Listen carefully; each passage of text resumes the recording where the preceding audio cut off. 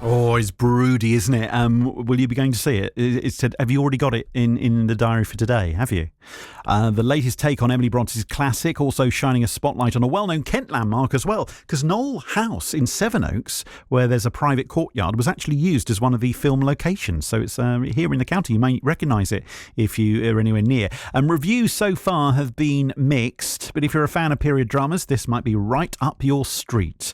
Someone who's seen it already is the film critic Van Connor. He saw the movie on Monday. He's with me this morning. Hello.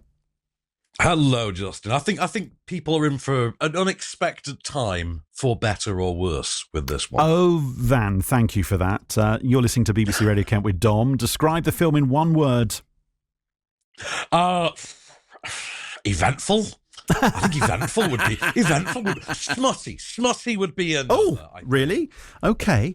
So it's one of those kind of we've kind of seen this, haven't we, with some more modern uptakes of period dramas, that people are looking for, yes, romance, but they're also looking for, dare I say, a bit of the other.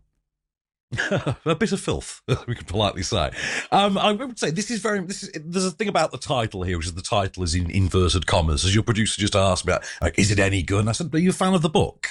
To which he went, well, not really. I went, well, you'll probably like this then, because there is a reason the title is in inverted commas. This is not an adaptation of Wuthering Heights. It's an adaptation of someone's half-remembered version of Wuthering Heights. Like Emerald Fennell, the writer-director of this version, has freely admitted that she did not reread the book. She hadn't read it since she was at school.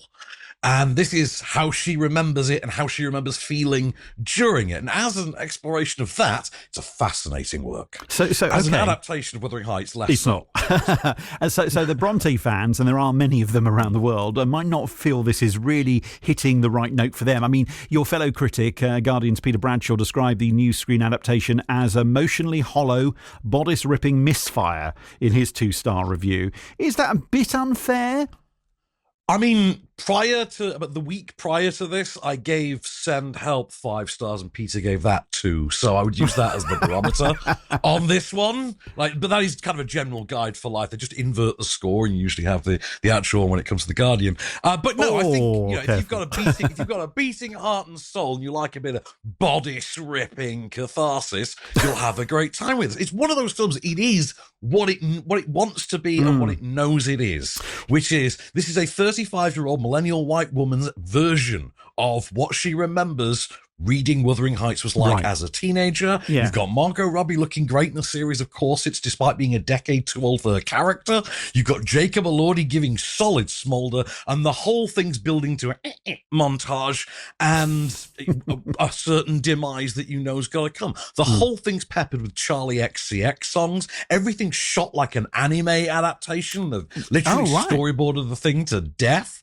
And everything just honestly feels like a late 80s, early 90s Madonna video. Okay, well, I quite like the idea of all of that, to be honest with you. I'm thinking, that's what I'm saying. This might be a ripping yarn, literally. Van, a bodice ripping yarn. Van, look at this as a test of a good movie, often people say, is where the time goes quickly and that you're really being caught up in it. Did it for you when you were sitting in the cinema?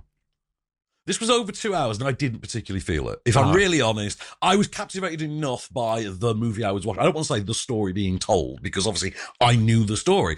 But the depiction I was watching, I was captivated enough by this. Both performances are very good. Elordi's accent work actually is quite impressive. And the scene stealer you genuinely wouldn't believe is none other than Martin Clunes. Martin Clunes steals this movie. Wow. As Mr. Earnshaw. They've combined two characters into Mr. Earnshaw in this movie. So I think he becomes Kathy's brother's character as well.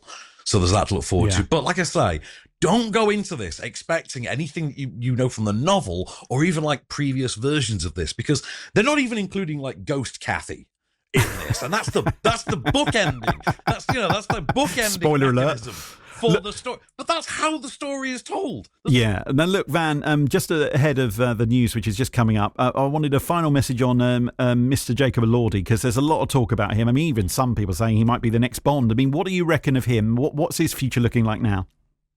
I mean, his future as Bond is not looking rosy because I think it would be hard to be an international man of espionage if you stand a clear foot taller than everyone else in the room. I mean, that's kind of the thing. Also, we've already had an Australian Bond and it didn't go well the first time. All right, thank you very much. Film critic Van Connor on BBC Radio Kent, and that movie for you is out this weekend, out today.